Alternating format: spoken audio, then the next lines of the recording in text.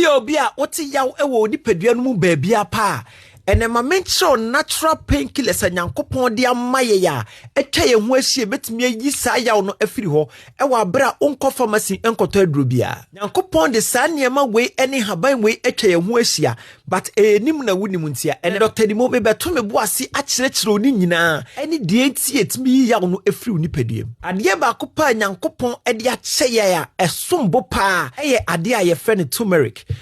e contain substance be ye frɛ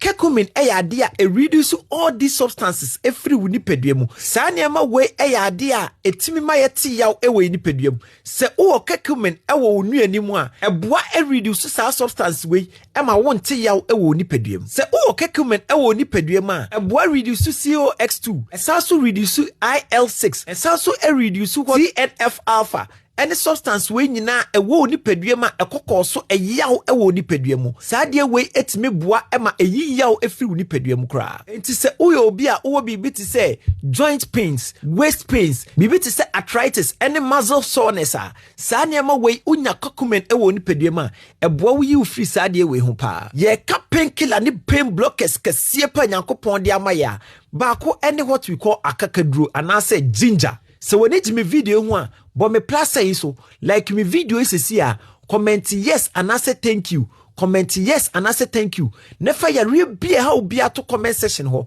e ya obi a uti oni pediem be afa to comment section ho na me ba be kire ekwan ya be fa so solve our problem no akakaduro contain 6 gingerols sugars and zingerons a eboa we you free pain ho pa sa substances we reduce what we call prostaglandins a e di akotene pam yeti pain and cramps e we ni pediem enti se uyo obi a Wanya menstrual pain ayusu akakaduro anase muscle cramps ayusu akakaduro amana kwa eye saa substance ya ewo mu nti na ema netimi ye saa de no ye fa sida ema saa ne ema no onyankopon eye wise se ade bia nipa hia ewe abrabo mu bia no ode ya che ye kwa nim na wuni mu ntia nyankopon ede ade bi nso so ahye ade bi a ye frɛ ne pepre mu ye frɛ no eugenol saa de we eboa ye yie free pain ho pa eti se wakɔ herbal ni bia ho na wa ma waduro bi na wakacho sefa pepre eka ho a eye saa ade a ye frɛ no eugenol na ewo pepre mu no pepre ye ade bi a eyi ye free pain ho ye ka natural painkiller pa nyankopon de adom ye adasama nyina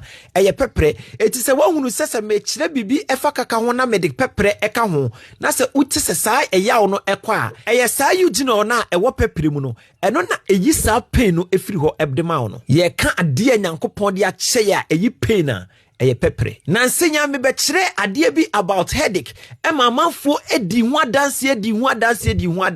na okai se me kire wo no me kire wo se ye wo a substance bi a eno so etu yaw pa efiri wutiri mu eno e friend peppermint ade ba ko nyankopon de ache ya eyi yaw pa titru efiri wutiri mu eye ade a ye friend peppermint e contain what we call menthol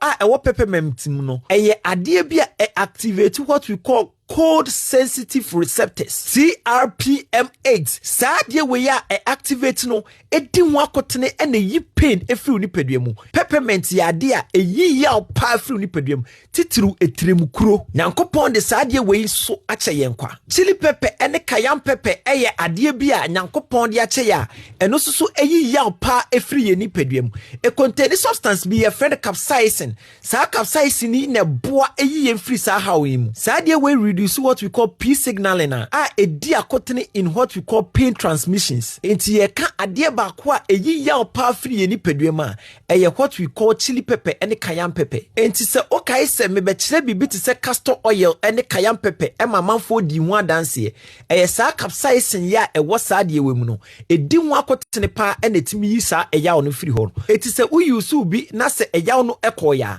fa sidama capsaicin na e wo what we call cayenne pepper yi mu afa nyankopon de ade bi ekyeye pa ye friend willow back se wahun sa de kro we da ade a se uyusu a ebopa eyi pain efiri nipadua mu saade we contain what we call salicin a converted to what we call salicylate ewo nipadua mu a eboa eyi yaw pa efiri nipadua so ye ka ade a nyankopon de kyeye ya eyi yaw free nipadua so a eye sa what we call willow back se eka etiremu yare se eka wachi se eka nkotodwe se ye nipadua mu mazo so yare bia ehaw aye pain bia no sa ade we ebetimi asolve sa problem no meba beto mebo ase akire oni nyina maako ebia na wunti sa de we da ene ma menkire se abrobe eni ne ti no sa niema we no e contain what we call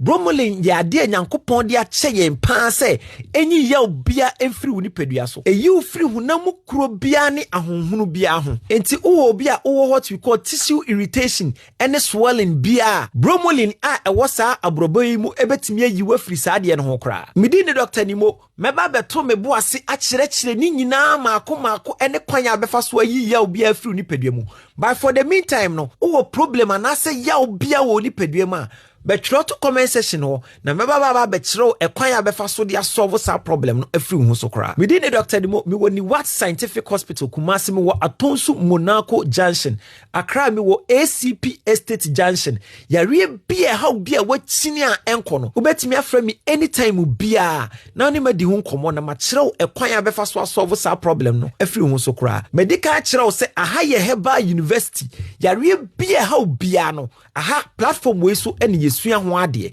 so when it me video ho a but me plus say so like me video is a comment yes and I say thank you comment yes and I say thank you never ya real bia how bia to comment section ho e ya obia uti oni pediem bia fa to comment section ho na me ba be kiro ekwan ya be fa so solve sa problem no save me video itu office e bia na obi ehia emoa and I say dachi bi wankasa obehia moa se video kom obi bia o contact so if se manfo bebre na e ya o eku omo me da wase me du besia na ye share we next video ye woni ma bebre sua ye be ba besua me sro me ma refi se obebo me plus sign so no comment yes and I say thank you no I save video me da wase me du besia ye be share we next video ni esua de fofo nya menka ho pa